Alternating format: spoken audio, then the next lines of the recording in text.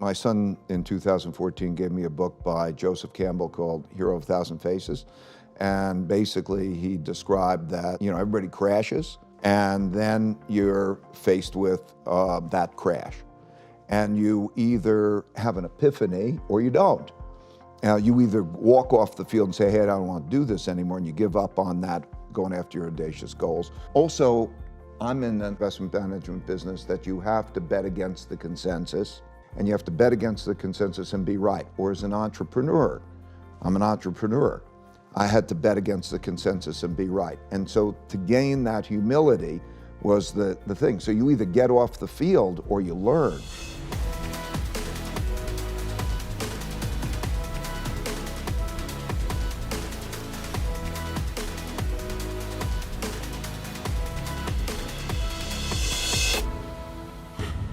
Hey everybody, today's episode is brought to you by our very own Impact Theory University. Enjoy the episode. Hey everyone, welcome to Impact Theory. Today's guest is a #1 New York Times bestselling author and the founder of the most successful hedge fund of all time. He's returned more to his investors than anyone else in this space, which would be amazing under any circumstance, but becomes even more dazzling when you consider the fact that he started out as just another middle-class kid from Long Island. He struggled in high school, barely got into college, but over the course of one of the most storied investment careers in history, he turned himself into one of the 100 wealthiest people on planet Earth. With roughly $160 billion under management, Fortune magazine named his company, Bridgewater, one of the top 5 most influential private companies in the US, and Time magazine named him personally as one of the 100 most influential people alive. He's been called the Da Vinci of investing, and given his accurate prediction of the 2008 financial crisis, it is not hard to understand why. Using principles that he'd established over decades, he and his team were able to recognize the coming implosion and position his clients to not only weather the storm, but to come out far better because of it. Now, in a new phase in his life, and armed with the conviction that there's nothing inherently special about him, and that his methods can be adopted by anyone, he has embarked on a mission of both financial and ideological philanthropy that has made him one of the most sought-after voices in business leadership. So please, help me in welcoming the author of Principles and Big Debt Crises, the legendary Ray Dalio. Hey, Tom. What's up, man? How you doing? Good to see you. Thank you so much for being here. Thanks for Dude, your having book, me. We stalked you. So that thanks is definitely not necessary, man. What you have done with your ideas and the fact that you're taking the time to put them out there is absolutely transformative in the way that I think you were hoping they would be. And as somebody who, when your book came out, I was in the middle of building my first big company, and we had raced to 3,000 employees over the span of 5 years, and it was dizzying to say the least. And when I read the book, it made me realize that for the first time in my life, I'd really had a failure of imagination. It simply didn't cross my mind that you could expect a group that large to be radically transparent with each other and to have radical candor as a core part of the company. And so reading the book, it was sort of if you know Roger Bannister in the 4-Minute Mile, it was like, until you know that it can happen, you just fail to even consider it as an option. And so reading what you've done and the kind of culture that you've built and the different questions that you ask was really transformative. So thank you for all of that. I'd say back at you because like you have your journey, we're just talking about your journey, and the same things happen over and over again, right?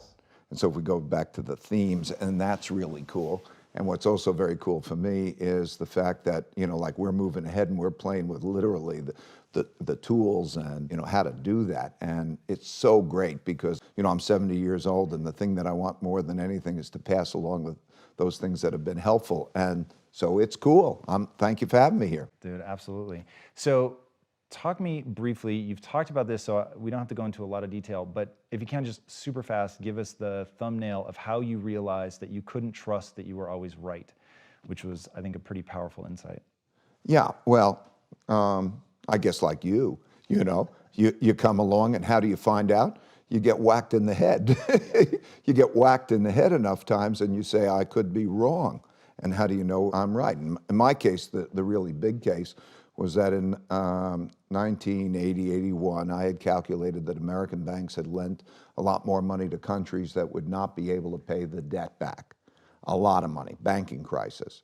And that was a very controversial point of view. So, I mean, I'm talking about, wow, a big thing happening. And then, so it got reported, and then Mexico defaulted on its debt in August 1982. And I thought that we're now going to go into an economic crisis because a number of the other countries followed, and that was transpiring in that way. And I started my business in 75, by the way, and at 82, I think we had like 8 people, and we loved each other, and we were doing that thing. But I couldn't have been more wrong. It was the exact bottom in the stock market, so I was very publicly wrong, and even more painfully, I had to let go of those people. And I was so broke that I had to borrow $4,000 from my dad to help to pay for family bills. I mean, it was painful. But you know, okay, now you got a baseball bat to the head, and how many does it take? And then you think, okay, how do I know I'm right? How do I know I'm right? So I was very audacious, you know, going after my goals and whatever my opinion. I didn't want to lose that. But, you know, now you're faced with a choice. You know, like the way I look at it is, I want a great life. How do I have the greatest life? But I can have the risk of being wrong. And then everything changed because I figured it out, sort of like you did. You talk about the 2 U's, which I think is extraordinarily powerful. I'd love for you to define that. And then also, knowing that one of those U's is the emotional sort of ego side of you, how did you get out of your own way? Like that, when you say there's nothing really extraordinary about you, I will say that that ability is rare in and of itself. And so that you self-identified saying, oh my God, even now when I look back on me testifying before Congress, I am shocked at how arrogant I was. So to go from that to actually welcome the humility and make the change, I'd love to know how you did that. You know, my son in 2014 gave me a book by Joseph Campbell called Hero of a Thousand Faces. And basically he described that these things happen, you know, everybody crashes, and then you're faced with that crash. And you either have an epiphany or you don't. You either walk off the field and say, hey, I don't want to do this anymore, and you give up on that, going after your audacious goals, or you gain really humility. You know, how do you feel that you're going to be wrong? And so I think then that whole notion is, you know, to come back with the finding the smartest people I could find who disagree with me. Also, I'm in the investment management business that you have to bet against the consensus. Otherwise, you can't make money because it's in the price. And you have to bet against the consensus and be right. Or as an entrepreneur, I'm an entrepreneur. I had to bet against the consensus and be right. And so to gain that humility was the thing. So you either get off the field or you learn, right? And so that was the process that I went through. So I want to get back to the 2 U's in a second, but were you already meditating by this point? Yeah.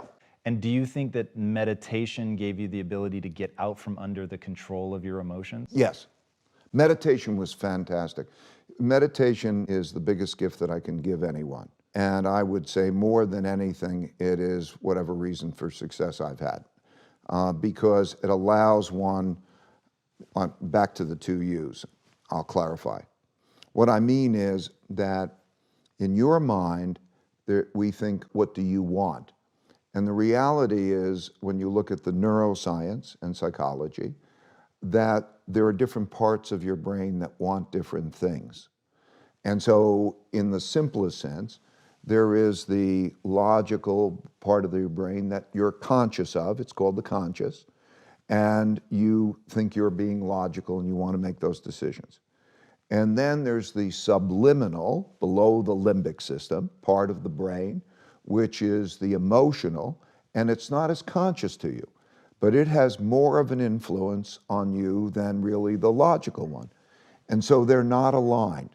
And so when you're experiencing that pain, or let's say the ego, right, there were 2 main things. You got an ego barrier and a blind spot barrier. If you can get past your ego barrier and you get past your blind spot barrier, you can accomplish anything, because you'll also know that you don't have to do everything, you don't have to figure it out yourself. You can take in from other people the different ways to approach things in the best possible way. And so the realization that we all are really struggling with ourselves, and to think which is in control.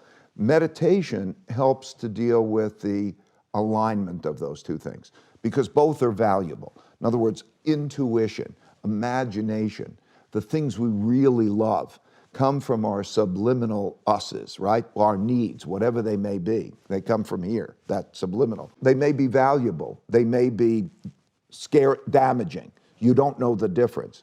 And so when they come up and you're looking at those with your logical mind and you can align those things, you're probably in good shape.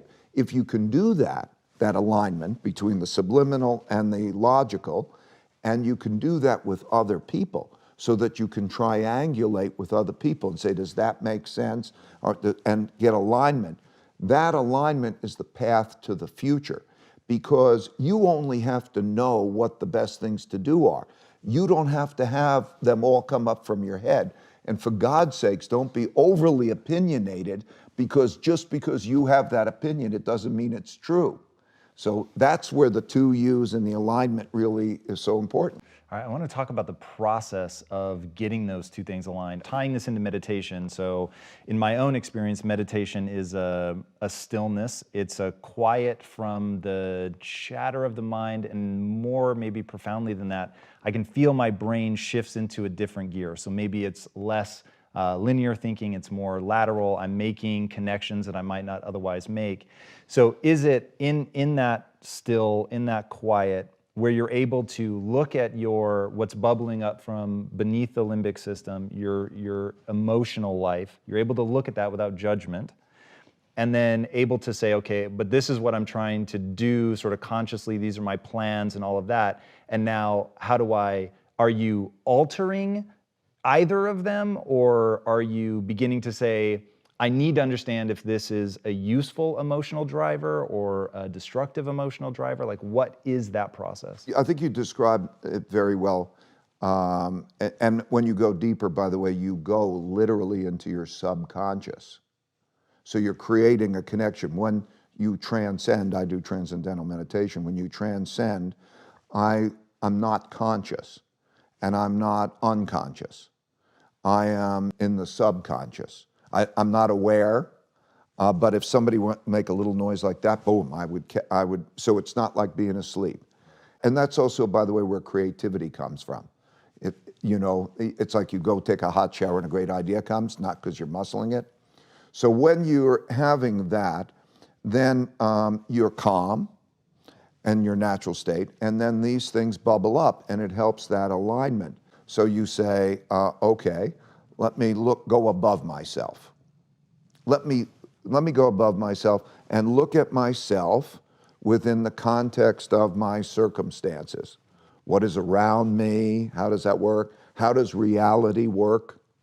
Okay, if I do this, what are the consequences?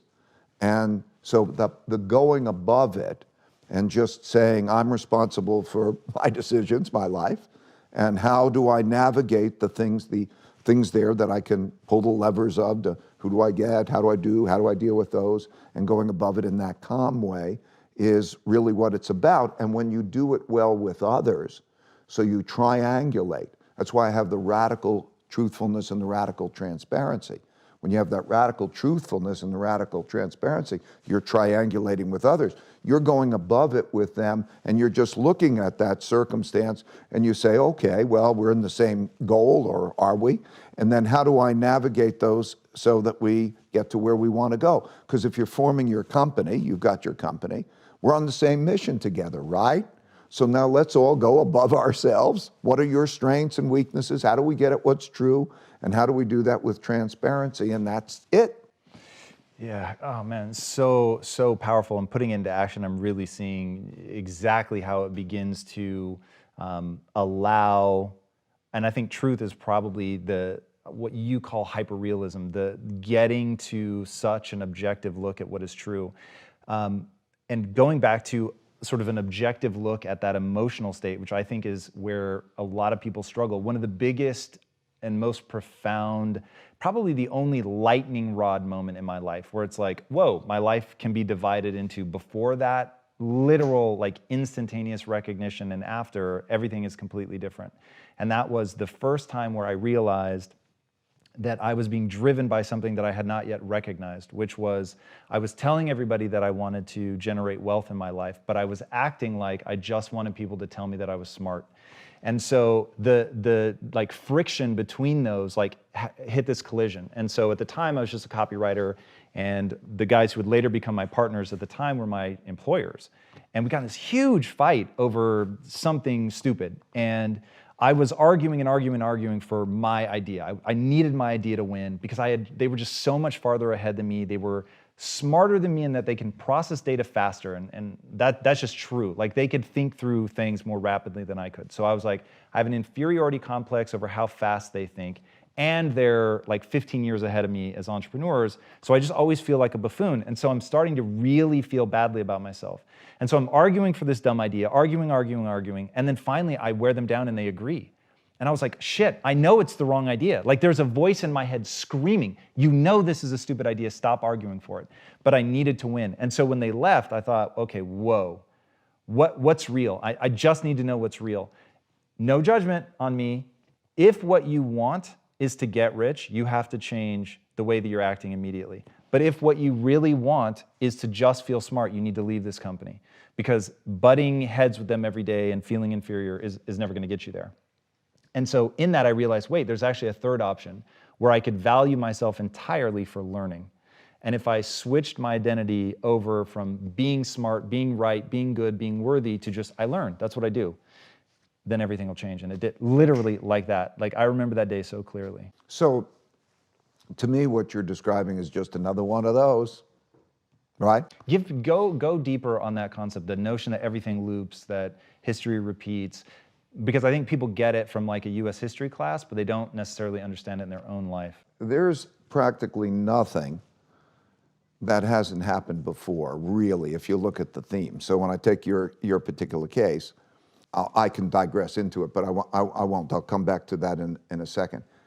Almost everything that happens has happened many, many times before. And just like I described, there's the hero's journey, and there's this and that, there's that particular path, and the whole thing happens over and over again. So my reaction to what you're saying is, yeah, that's absolutely right. That's a winning strategy. So if you step back from that and you write, okay, what happened to you? What happened to you is what we're talking about. You went above yourself, okay? So you exemplify it. Okay, here are the things. You went above yourself. Now you could have had the ego thing, the big O barrier. Okay, the ego barrier is going to be the thing that's sort of going to kill you. Then by reconciling what your subliminal desires were, okay, I want to be judged as smart, and then connecting that with your intellect and saying, okay, now intellect, what is really going on here? Okay, and then to be able to step out of that. Now you just did it alone, but you could do it with others and it's even better. And so you figure out, oh, okay, this is that. Here's what the choices are. Here's how reality works. And so I'm just saying, you did what we were talking about, right? And if everybody gets that and really understands how to go do that, the two big things is, how do you get your alignment of your lower level you with your upper level you? How do you get past your ego and your blind spot? And we know what the ego barrier is, like I gotta be right, or whatever it is, or I'm not good at this. The blind spot barrier is the realization that people actually see things different. They see different things. Like somebody will see the big picture, somebody will see the detail. They'll focus on different things, almost like a color spectrum type of thing. And if you realize that you will see a part of that spectrum and other people will see the other part of the spectrum, and so that you really need to, when you go above yourself, you really need to orchestrate all those ways of seeing, because you are not just one of those people that's got to do it yourself. Your way of being the success is to go above it and be the orchestrator and know what you're good at and what you're not good at. So it's almost like if you want your life to be successful, you will not let yourself do certain things because you're just no good at them. Once you get that picture down, then you can find the paths wherever the paths are. You're open-minded because now you've given up your ego barrier and your blind spot barrier. So your particular case just was another one of those. Yeah, the concept of just another one of those, I think, is it's bizarrely easy to miss in your book. And so I want to linger on this point for a second. And it's funny because people ask you this question all the time, and you give the same answer. You're so consistent. And yet, people don't spend the time that you spend. So let me encapsulate. You've done so well as an investor, it's kind of crazy. And so needless to say, people are like, all right, what's the strategy? And your answer is actually usually not specific. Your answer is understand the historical context. Understand the historical context and get smart people around you so you're not making decisions by yourself. So the notion of it's another one of those is looking at investing, looking at the human condition, looking at your own life as this thing that has these repeating elements. Every dimension of everything, the way is another one of those. And so that's how you could, if I can get people to think I want to convey what that means. And then I want to then understand how to think at the principle level, because then life becomes so much easier, because if you have the principle. And what I mean by that is, like you could look at all the things that are coming at you, and they're just the things coming at you. If you instead think of each thing as being like a type of species, think of that as like an animal species or something. Okay, what one of those is it? And how do I deal with those? And you have your principle for dealing with those. So you have the species coming in, you have a principle that lines up with the species. Yeah. So now there's no guesswork or refiguring it out. Right, figure it's like, I don't know, it's a type of snake that's coming at you. But everything is another one of those. So when you start to think about how do I deal with that, how does reality work, and how do I deal with those? So the way it looks to me, I'll speak figuratively to help to convey the image of what I mean by that. Maybe there is something like 50 different personality types. I don't know what the exact number is. And they are all living out the same scripts happen. Maybe they're just 50 different scripts. And then through those, maybe there's a certain X hundred things through time. And it seems all confusing because we're looking at them bit by bit. It's like you're in a blizzard, a snowstorm, and each of these bits come at you and so on. If you can kind of step back and just say, okay, what one of those is it? And it's happened before, and it's happened to different people. So let's say, for example, you have a kid, and you think, okay, now I'm a kid. And you could just sort of say, okay, now you're parenting. But whatever it is, you can sort of say, hey, it's happened before a million times, and in that particular circumstances. So when you realize everything happens over and over again, pretty much for the same kind of reasons, okay? And you understand that, and you can almost look at who's been through it before, who knows how it works, how do I best navigate that thing, what are my principles for that, then it's great. The reason I discovered it accidentally, is because I got in the habit that I suggest you get into and other people get into. And that is, whenever you're in a situation where you're making a decision, important decision, just pause and write down what type of decision was it, and why did I make that decision that way? That's writing down your principles. It's kind of your recipe for success. And we could talk about it. And then every time I'm in a situation, I'll write down, why did I make that decision? And we could look at those criteria. Did that make sense to do that decision that way? Would you have different criteria? And so on. And you do that over a period of time, okay? And then you have your principles. And then, so they're just your reasons for making your decisions and what matters to you, right? When you do that, so that's why I'm encouraging you, because you're going through these and then you have found a path in life. I viewed your story, what you just told me, is just another one of those. Now you keep doing it, it'll become apparent to you how everything's another one of those, because what'll happen is the next time around, you're gonna find, I don't know, let's say you're firing somebody, use that as an example, you would say, okay, now I'm firing somebody again. Okay, now let me just kind of reflect. Would I modify that principle? And how would I do that? And then, okay, now maybe you're firing somebody who's been with you for 10 years and you love. And that's not the same as firing the son of a bitch who you want to get rid of. So then you refine that. How should I deal with that one and that? And why does it make sense? Because that reflection, why does it make sense? Why does it make sense? And really wanting truthfulness. You know, not worried about being embarrassed. Making mistakes, really on the struggle with all of you together is a good thing. Yeah, so how do you define a species? Like, how do you begin to codify all this stuff and go, because I think it's all too easy to get lost in the, well, this isn't another one of those. This isn't just firing somebody, this is firing somebody that I love. And so, no, there's, you know, this is all simple. just so different. It's simple because all you have to do really is to sort of say, if you start to think everyone's another one, and when I'm making a decision, I just got to write down why I made the decision. I don't care how you title it.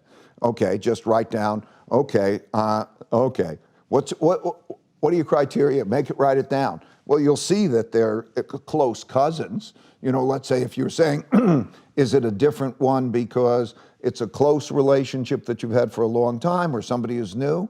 Okay, well, you'll see those two things are close together, okay, but it's another one of those things. And it changes your way of seeing things, okay? It changes your perspective. Again, I want to repeat, because then life becomes easier. Because it's not all these bits and pieces. Okay, it's another one of those. It gives you an equanimity and like a ninja. Okay, it's another one of these coming at me. Okay, and how do I approach this? And then you can have a conversation. It's just reality. How should you deal with that reality? And if you do that, then you think in a whole different way. Okay, you just want to get to the best way to deal with your realities. You've talked about how about 30% of the people cannot do radical candor. It'd be great for you to... I call it radical transparency, but whatever Perfect. it is, okay. So radical transparency, define what that is exactly, and then what is it about that 30%? Like, are they can't get rid of the ego, or what? What is that? It's just what you're talking about. The struggle is between themselves as you go into a conversation and you're looking at that. They find so the almost radical all transparency of them, is saying super hard shit, really direct, nice and clear. They're not good at this. Yes, while simultaneously saying, I don't know if that's true. In other words, if I say that I don't think you're good at that, I'm being honest, but also who knows whether you're good at that. Right. So how do we then go from you think you're good at it, I don't think you're good at it, and how do we go through a process to find out together whether you're good at it or not? How do we go through that process? That would be one of my key questions. Okay. The best way to do it is you do it in an agreed upon way. Okay. The idea is, okay, we say, okay, Tom, you're not so good at that, I don't think. Okay, and then we go through how would we judge? Can we ask other people? Do we go through this test or that test? How do we find out what's true? Because if you can find out what's true, your life will be better. Like, do you want to know what you're not good at? If you know what you're not good at, your life's no problem, because you don't even have to get good at it. You just have to work with somebody who's good at what you're not good at, right? So there's a path forward when you get out of your head that you got to do that. So the only basic notion is, if we were to have a relationship is, and by the way, it's non-hierarchical. You could say, hey, Ray, I don't think you're very good at that. And I'm going to be the same way. I put it in because I needed it, because I'm worried that I'm going to be wrong. So then you come to me and you say, I don't think it's very good. Well, how do we find out in a non-ego constrained, objective way whether I'm good at that or not? Do you actually lay out criteria? Like, oh yeah, here's you'll how do. We're gonna... we will do. Yeah, absolutely. How do you come upon that criteria? Would you do this as a one-on-one? Would you do this in a group? How do you begin to tease that stuff out? First of all, in terms of the group, I like to make everything transparent so everybody could watch the same thing happening with anybody. So Meaning you would do this in front of a large group of people? No, I would say taping. We do a lot of that radical transparency because that way people see, is it fair? Is it a good process, right? So I like to do that discussion, but anybody can do it with anybody, right?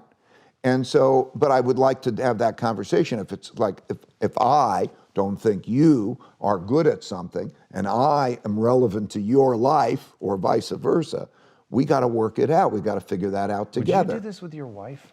In all relationships, in one way or another, you have to find out how you're going to make decisions. There are going to be agreements and disagreements, and you have to have the art of thoughtful disagreement. Now, people find their domains differently.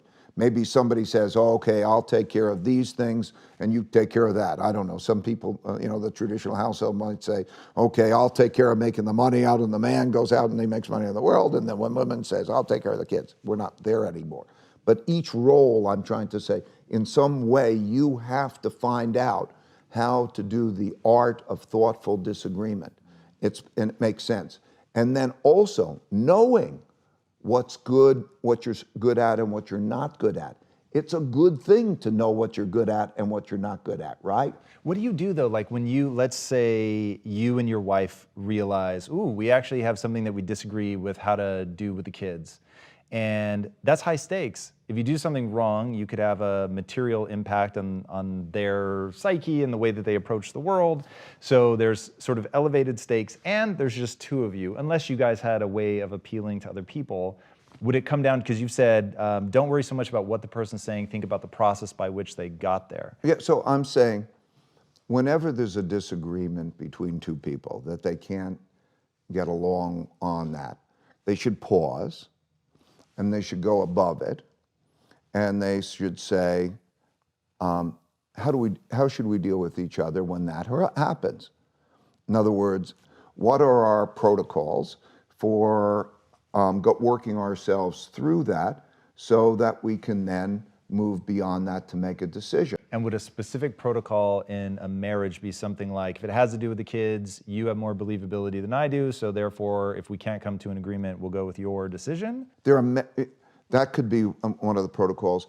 The main thing I'm trying to convey is when people are ordinarily in an argument, they just argue. And they don't know the ground rules, they don't have a process in place. So if you look above it and you come up with whatever your rules are, it may be you could have domain, it may be that you have a mutually agreed party that you would say, okay, let's plead our cases to and have them mediate it. It could be a lot of different paths could exist to say, I think that's a good path when we have a disagreement, how we plead our cases and then move beyond it. But you need to have the path. And that's what I mean by principled level thinking. Go above it, how should it be, instead of, this type of thing, right? We all need that in order to have successful relationships. It's fundamental, right? When you got this, and you're not going above it and saying, why do you have this, or how should this occur, then you got trouble. Now, my question becomes, what is it, and I know a lot of people watching are gonna say, okay, I love this sounds amazing, but I work in an organization that doesn't do that. So the people who tap out, this is a two-part question, which is always dangerous. The people who tap out and say, I can't work at Bridgewater, this whole radical transparency thing freaks me out. What is it that causes them to trip up? Because that, I think, is the thing people will encounter in other companies where this isn't a thing. So how do people watch out for that? What should they watch out for in people? I can answer in the generals. I'm going to parse your question in a way that I think will answer your question, that'll give a little bit clarity, because there are two things going on when you're describing that, because Bridgewater is very much the opposite of a lot of companies, meaning you could talk about anything. You could talk about how we should be together. You can say, so that's a culture where the person who has the struggle with that, like where they can say, hey, I think you're a son of a bitch, and they could say that to me. You could say anything you want, and then we try to find out, is it true, and then we work ourselves through it. So their challenge is almost the opposite of the other kind of challenge, which is the case in which you're trying to, but in all cases, there is the notion of how are we going to be with each other and reaching that agreement. So let's say you want to be a certain way with the people you're with, like your wife. It's the same path.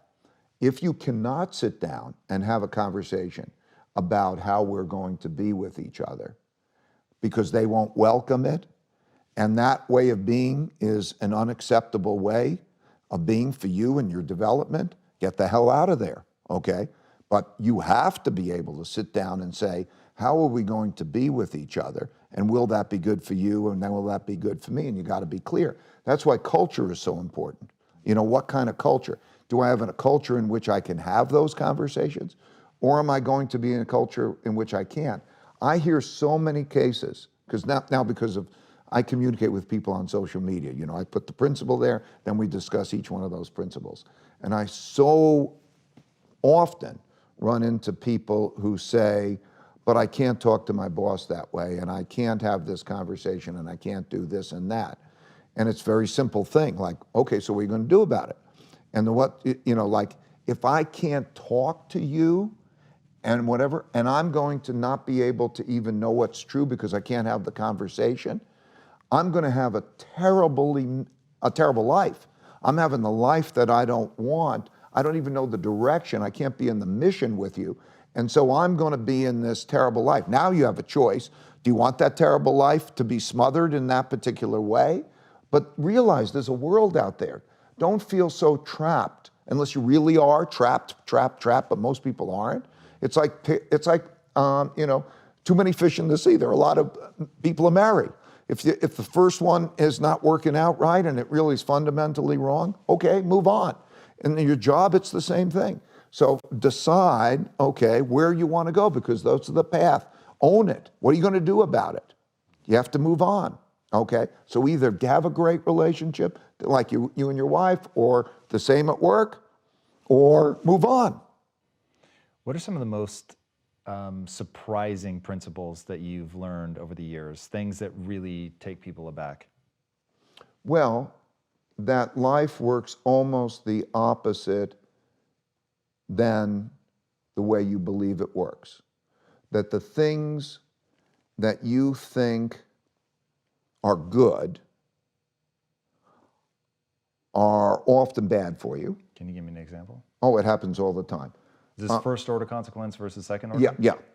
Like, it feels good. Almost always, or quite often, the first order consequences of things like, it feels good, it makes me happy, I don't want to argue, I don't want to deal with the challenges, I want to avoid the pain. That whole litany of things that you would say, that's going to bring you a happy life kind of thing. The second order consequences are more often the opposite than the first order consequences. I mean, it just so happens, I don't know, the foods you eat, the ones that taste good, are probably the ones that aren't the ones that you should be eating or something. So now when you start to realize that life is almost a trick, okay? It's almost a trick, okay? Are you going to go for the first order consequences or the second order consequences? Or I don't want to argue, or I don't want to, or the whole ego thing, okay? I want to feel good because I want to feel good about myself because I don't want to discuss whether I have those weaknesses. On and on and on, okay? Is radical truthfulness a good thing or a bad thing? I look at this, like I say, oh, look, all we're doing is being truthful and transparent. What's the problem with this? Like, okay, you're being truthful? So, but then you ask them, what's the problem?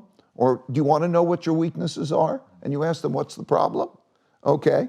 It's always that's not healthy. So many aspects of life are more actually the opposite convention. Like comfort, it's comfortable. Well, look, life teaches you over and over again. You want to get stronger? Okay, it's not comfortable. Okay? So stronger does not go with necessarily comfortable. Pain, okay? Pain plus reflection equals progress. Pain is a teacher. You want to eliminate pain from your life? You're going to have a better life? No, because it's giving you messages, okay? So many different things are the opposite of what we're taught. And it goes down to even the education system, okay? You failed. Hey, that's the beginning of a discovery process. That's a good thing, okay? Okay, now how do I look at failure and learn from failure? No, you're stupid, you failed, how do people find out like their nature? And do you think of us all as having a sort of true nature? And then from that, how do people decide on the paths of accomplishment or savoring, and what to define those for people? Yeah, there's a couple of concepts in there, so and they're related, and but I'll parse them. First of all, on the nature, it's really a self-discovery process. Discovering what you want, discovering what you're like you were describing your various cases where you're discovering what you like, and then you go through that discovery. And the best way to do that is to want to do that, right? It takes an hour, and it's a self-discovery thing. Did you guys, you created it yourself? Yeah, and we've used others. We've used Myers-Briggs, Team Dimension, Workplace Inventory, and so other, and then we moved beyond that. The main thing is, if you want self-discovery, then you'll find your ways of getting the self-discovery. They'll appear all around you. And yes, you have your nature, the thing that pulled. Don't be, a round peg in a square hole. Find your nature, what's going to flourish and make your, that's why I said when you were talking about your development, mine too, make your passion and your work the same thing. Know what your nature is. Yes, so I believe in terms of that particular nature. Then we get to the particular of one of the big choices in life is savor life or accomplish. Like, we have a lot of choices in our lives, and they're almost sort of mutually exclusive sometimes. I want to go to the ball game, and I want to watch a movie, and I want to do that, and I just want to sit back and on a nice day and smell the roses. Okay, simultaneously, I want to change the world. Okay, I want to change the world, and I've got this. Or the work-life balance question and all of those. We face those types of choices, right? So it's really important to go above oneself and to reflect on that. And also, by the way, to realize that the choices are not, you're approaching the choice wrong when you often see it as kind of that trade-off, because the truth is you can have a lot more life and you can have a lot more if you just know how to get more out of a minute. How much do I get per minute, or how much do I get per hour? Do you have secrets on that? Because I will take them all. There are a number of them in here, and we could talk about them. But the capacity to, rather than, we do all have to face our choices, but to also realize that you can expand how much life you're going to get out of life and how at that range if you really do it well. So there are those choices. Which are those choices? And we face them, and then you have to decide how to do them well. Give me a couple things that I can do to get more out of a minute. First of all, if you do make your passion and your work the same thing, then it's great, right? Because your passion, whatever it might be, you're a painter or you're an entrepreneur and whatever that is, and you find that more enjoyable than going to a ball game, let's say, then that becomes a passionate thing. That's one thing. Second, to know how to work with people who can do things really well to get the most leverage out of people, okay? Third, how do you get yourself really, what are the right work habits? Anyway, there's a whole bunch of those kinds of things where how do I, what you say, how do I get it done without me doing it? Who's the best to do it, and how do I get it? And all of a sudden you open yourself up to all different possibilities of how you can do that, right? No time. I think Tim Ferriss wrote, the 4-minute or the 4-hour 4-hour work week, yeah. Work week or something. Like, okay, 4-hour work week, okay. Or, okay, there are approaches, all those ways of being able to do that. So I just gave you, a few. What are the elements of struggling well? What does it mean to struggle well, and how do we do it? Well, first, that's why that phrase, I use the phrase, struggle well. or tough love. Okay, I put those words together because that exemplifies the fact that people don't think they go together. And so if you start to realize struggling well is what will get you what you want, okay, rather than avoiding struggle, that's what I'm trying to convey. And so if you realize that, then you will go to the struggle. You won't be averse to the struggle.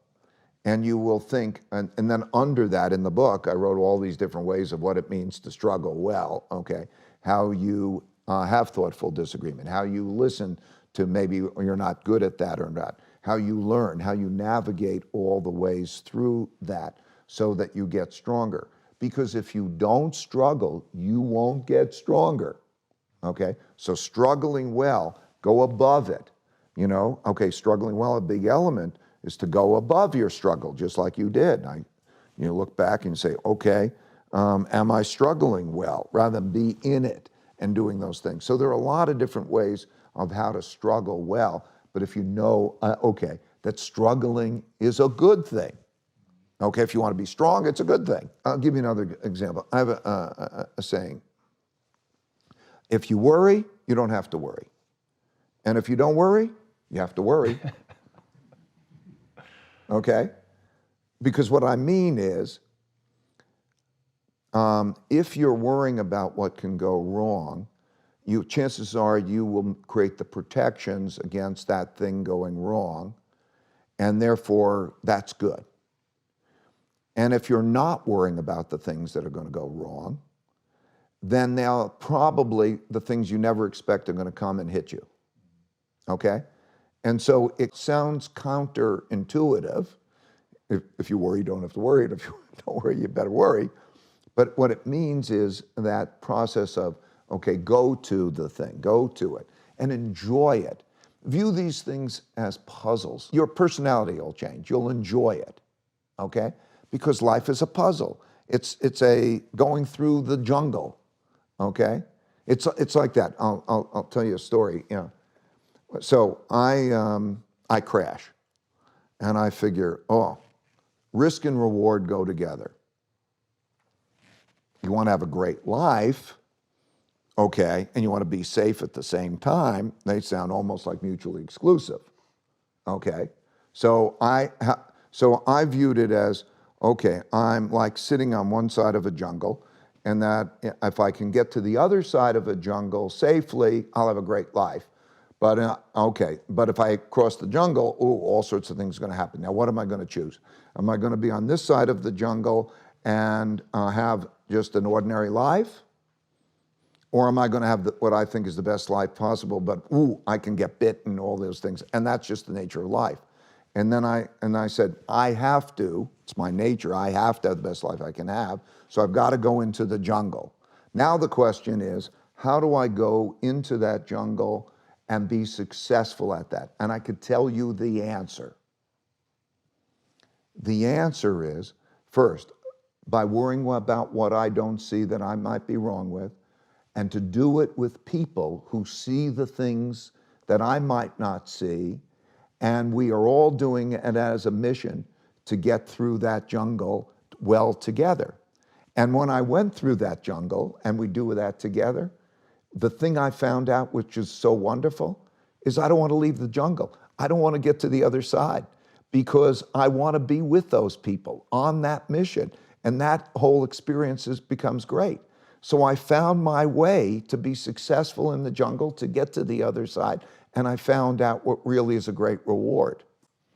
Yeah, that's extraordinary. And that resonates with me so hard about really enjoying the struggle. And A, that's what's making you stronger. B, there's just something innate, certainly with a certain personality type, that is what you're going to love, is that fight and reaching your limits and pushing beyond them. Now I'm curious, Is there going to be a struggle for you in the third phase? Is there a new jungle that you're going into? So to quickly define that for people, you said in phase 1, you're dependent on others. You're essentially a child and you're learning. Phase 2, you go to work. Other people become dependent on you. And then at the end of phase 2, you pass it off to other people. You want them to thrive without you. You give them the knowledge and the wherewithal.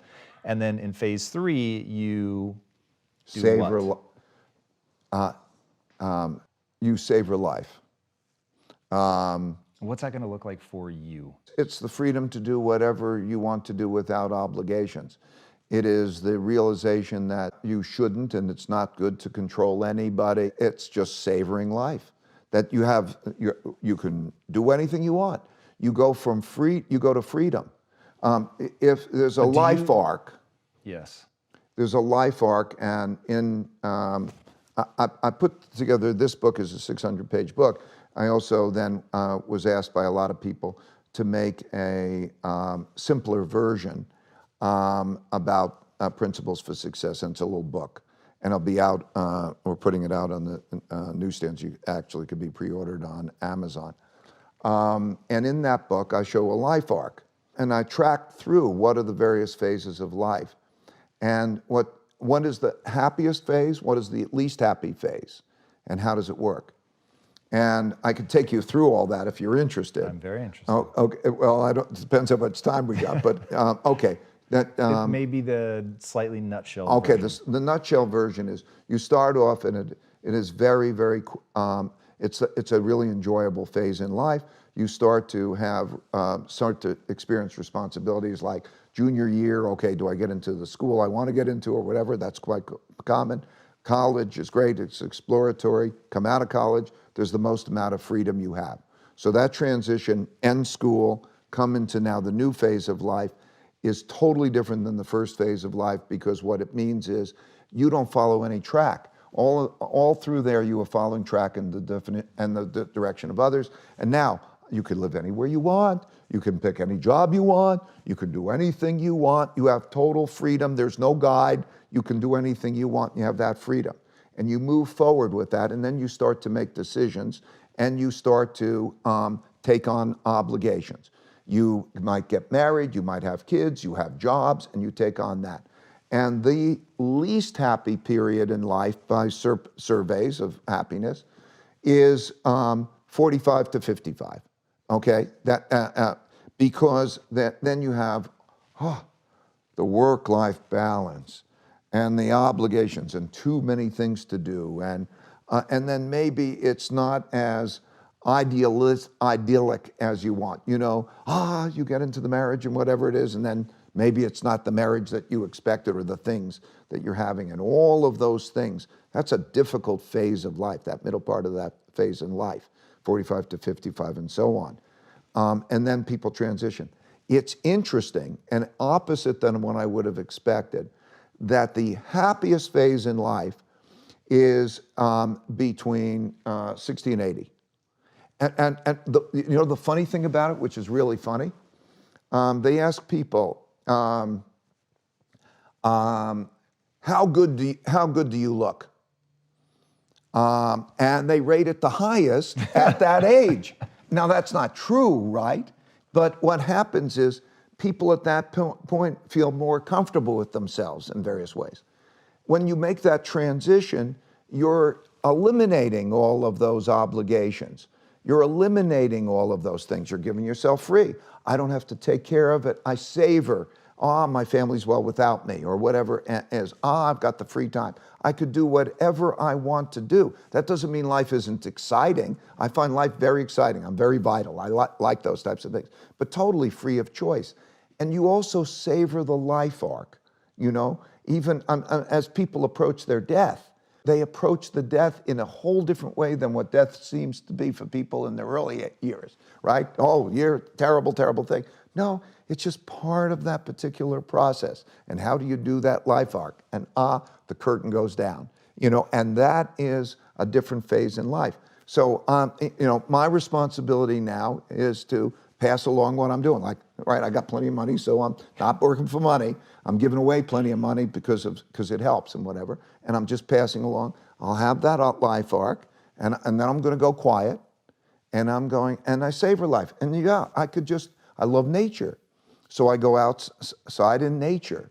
Okay, that has a big effect on me. I love it. So that's what the third phase of my life looks like. Yeah, man, the whole notion that you're living an arc, that there are phases, I think is really important. And I don't think enough people recognize that your frame of reference will change as you move from phase to phase, and what was important to you in one phase will not be important to you in the next. Because I was thinking as you were talking, I was like, I personally don't believe that you can skip a phase. I don't think that, certainly not with my personality and probably not with yours. It's not like you can skip the accomplishment phase and go straight to the savor phase. And I thought about that. You know, my wife and I have made enough money, we could buy an island and retire and just be done with it. And when I really thought about how that would make me feel, didn't seem like it would make me feel the way that I want to feel, because I still want to be in the jungle. But as I hear you describe the savoring, it's like, yeah, I get how my life could get to a point where that's what I would crave. Yeah, you see, what I'm hearing you do well is you're looking down on yourself. Again, you're describing, I'm looking at how I feel, so you're connecting the feelings with the thinking, and so that's true. And in terms of, no, of course, there's a sequence to that life. What I did in the book, which would be fun for people to do, is I show all the different markers in all the different phases and little boxes next to them. And so what they can do is they can check where they are, they know exactly where they are, and then also by showing that, I'm showing them what they can expect. Because if you're here on that arc, you can expect these things probably as you're going check, check, check, those are the things. Now you can start to imagine, where do I want to be in 10 years? And also, where are the people I love, who I care about, or what are their relationships? Where will they be? Where will my children be in 10 years? And what will they go through? Or what will my parents? Where will they be in 10 years? And how will that relate to how I want to have my life go? Because, and it's the same thing. You'll see the same things happen over and over again. All these lives are basically kind of the same things. And when you put that in perspective and you step back and you look at it, it's really great. Yeah, when you were saying that, I actually was getting a little emotional. The notion of it's another one of those, and I say that in a way designed to remove fear and uncertainty, which is something that paralyzes so many people. And I think one of the things you've really given, certainly me and anybody who's really deeply come in contact with your work, is that sense of there is that higher perspective that shows that you're not the first person to have a child. You're not the first person to embarrass yourself publicly. You're not the first person to go through whatever heartbreak or heartache that you're going through. And when you can contextualize it, then you get to another thing that you've said, which of course, Buddhists have been saying for a long time, this too shall pass. Like whatever hardship you're in the middle of, or whatever joy you're in the middle of, it's all part of a cycle. And so all of it will ease in the end. And so, yeah, and your preferences will change. Realizing how it works is so great, because like the thing you love at 10 is different than the thing you love at 20 or 30. We all can think, what is the thing you loved at 20 or 30? Right. Woo, that was fun. And then you go to 40 and you go to 50 and they change. And to realize how they will change and you move beyond, it's beautiful and it's helpful. That's incredible. Ray, I will be deeply saddened when you finish your time of getting all of this out into the world, but I am beyond grateful that you've taken the time to do it. Certainly, there was no obligation to do all this, but it's just beyond extraordinary, man. Thank you for all of it. As somebody who uses your tools in this company, my gratitude knows no bounds. They really are the most profound business tools I've ever encountered in my life. I don't know how much you want us talking about exactly what we're using yet, but just know that we're insanely grateful. Where can people connect with you in the remaining time that we have with the public, Ray Dalio? I would recommend that if you're interested in what we're talking about, the best thing, if you have an iPhone, you can go on Principles, Principles in Action on there's a free app, and it gives the book, and it actually takes people into what the culture's like and all that, and it's free. So it's the book plus stuff. It also has an app there that helps you write down your own principles. So the exercise that I was describing to you, where in other words, you're in it, and now what one of those is it, and what's my principle? It's provided there so that you can capture your principles and easily call them up. Anyway, that would, I think, find people helpful.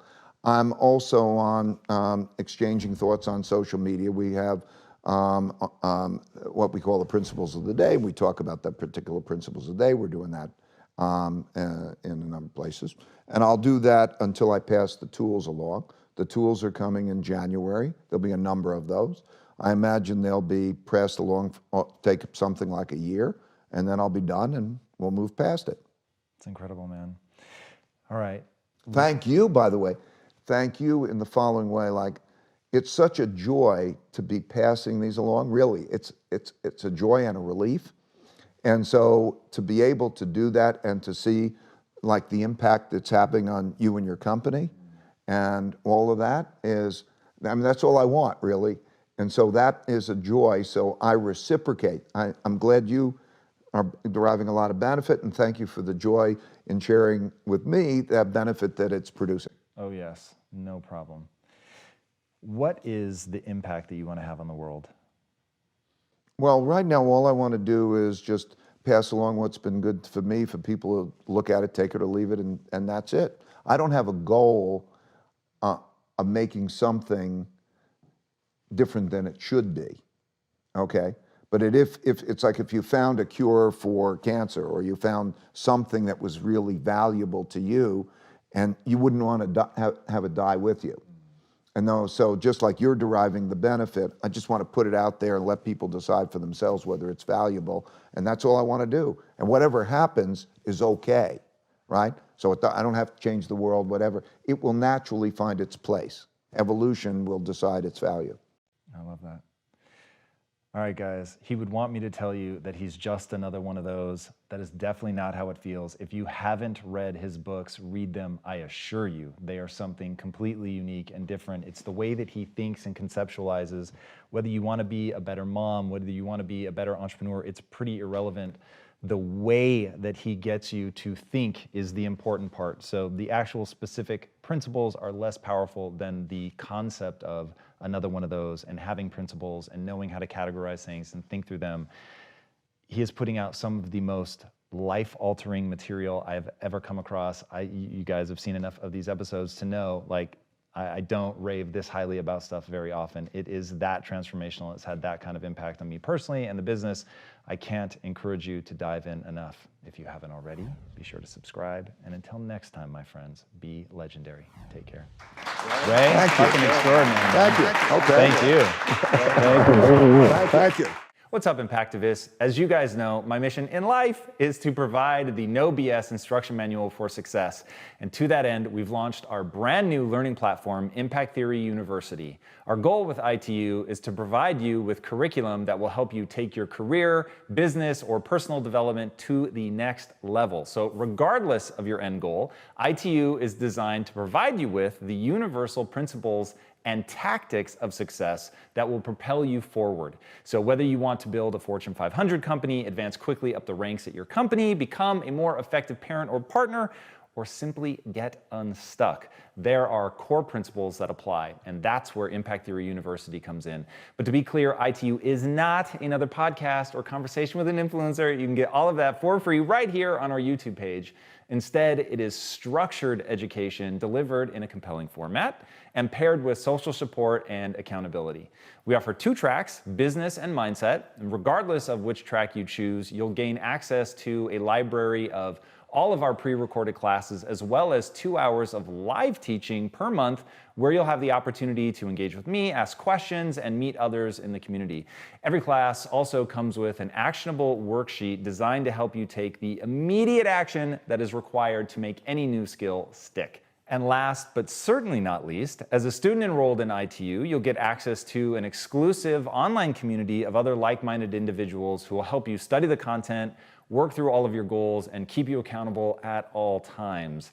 ITU pricing starts as low as $47 a month for the mindset track and $97 a month for the business track. There's also a 50% discount if you buy the whole year up front, and additional discounts if you sign up for both Mindset and Business.